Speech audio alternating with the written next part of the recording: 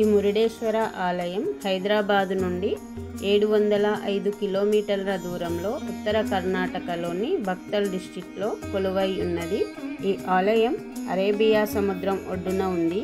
ఈ ఆలయానికి 3 పక్కల సముద్రం ఆవరించి ఉంటుంది. ఈ ప్రాంతం పుణ్యక్షేత్రంగానే కాకుండా పర్యాటక ప్రాంతంగా కూడా ఎంతో మందిని ఆకర్షిస్తుంది. నిత్యం ఎంతో మంది పర్యాటకులు ఇక్కడికి వచ్చి సేద తీరుతారు.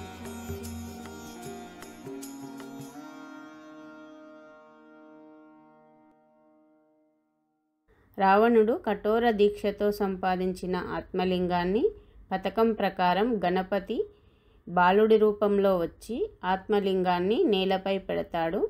దానితో కోపోద్రిక్తుడైన రావణుడు ఆత్మలింగాన్ని చుట్టిన వస్త్రం విసిరివేయగా ఆ వస్త్రం పడేసిన ప్రదేశమే మురుడేశ్వరంగా ప్రసిద్ధి చెందింది. మురుడే అంటే కన్నడంలో వస్త్రం అని అర్థం. అందుకే ఈ క్షేత్రానికి మురుడేశ్వరంగా పిలువబడుచున్నది. మురుడే అంటే ఇంకొక అర్థం సంతోషపెట్టడం అని అర్థం. అంటే ఎవరైతే ఈ ఆలయాన్ని దర్శించుకుంటారో ఆ భక్తులు ఎల్లప్పుడూ సంతోషంగా ఉంటారు అని అర్థం. ఇక్కడ త్రిమూర్తులతో పాటు ఇతర దేవీ దేవతలు కూడా పూజలు చేసినట్టు నానుడి. అందుకే ఈ క్షేత్రం అంత ప్రసిద్ధి చెందినది.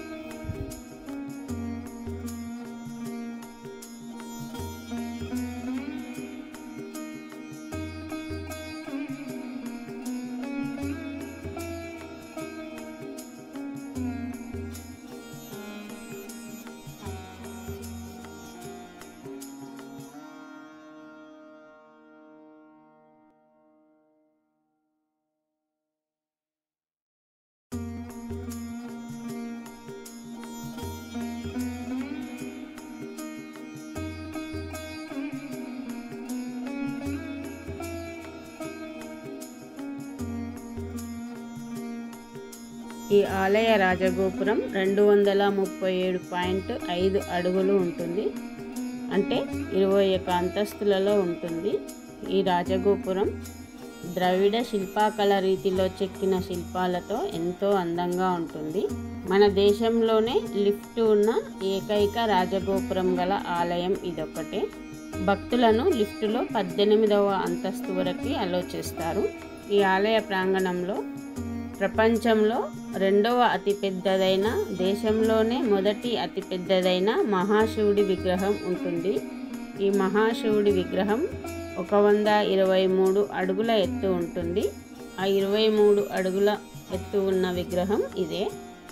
ఈ విగ్రహంపై ఉదయం పూట సూర్యకిరణాలు పడినప్పుడు శివుడు దగదగా మెరుస్తూ భక్తులకు దర్శనమిస్తాడు. ఈ శివుడి విగ్రహం ఎదురుగానే నందీశ్వరుడు కొలువై ఉంటారు.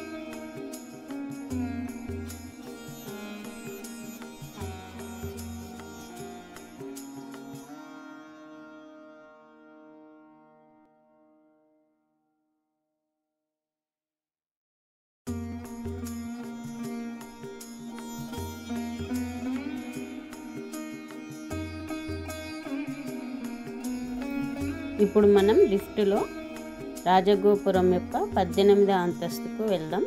రాజగోపురంలోని 18వ అంతస్తు వరకు భక్తులను అలో చేస్తారు. ఇక్కడ మనకి 3 వ్యూ పాయింట్స్ ఉంటాయి. ఒక్కొక్క వ్యూ పాయింట్ నుంచి ఆలయ ప్రాంతాలు కనిపిస్తాయి. అంటే ఒక్కొక్క ప్రాంతం మనకు ఒక్కొక్క వ్యూ పాయింట్ నుంచి కనిపిస్తుంది.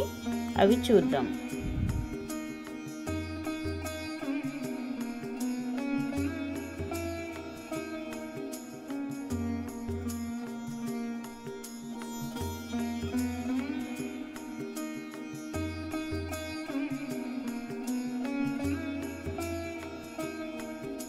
ఇప్పుడు మనము ఒక వ్యూ పాయింట్ నుంచి చూస్తున్నాము.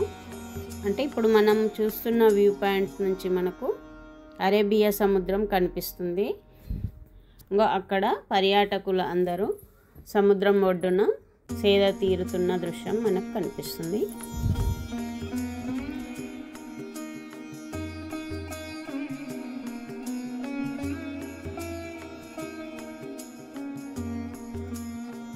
ఇప్పుడు మనం ఇంకొక వ్యూ పాయింట్ నుంచి చూద్దాం. ఇప్పుడు మనం చూస్తున్న ఈ వ్యూ పాయింట్ నుండి మనకు ఆలయం మొత్తం కనిపిస్తుంది.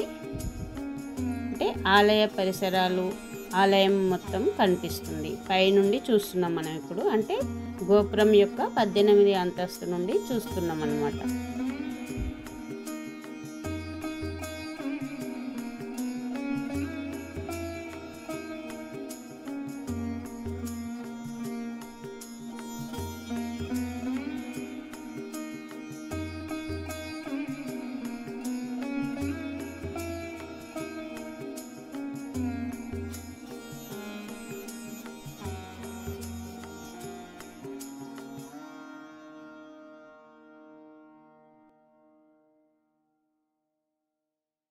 ఇప్పుడు మనం ఇంకొక వ్యూ పాయింట్ నుంచి చూస్తున్నాము. అంటే 3వ వ్యూ పాయింట్ నుంచి చూస్తున్నాము. ఇప్పుడు ఇక్కడ మనకి మహాశివుడి విగ్రహం కనిపిస్తుంది. మనం ఆల్రెడీ దర్శించుకున్నాం కదా మహాశివుడి విగ్రహాన్ని. అంటే ఇప్పుడు మనము ఆ విగ్రహాన్ని పైనుండి చూస్తున్నాం అన్నమాట. అంటే ఒక్కొక్క వ్యూ పాయింట్ నుంచి మనకు ఒక్కొక్క ఆలయ ప్రాంతము కనిపిస్తుంది.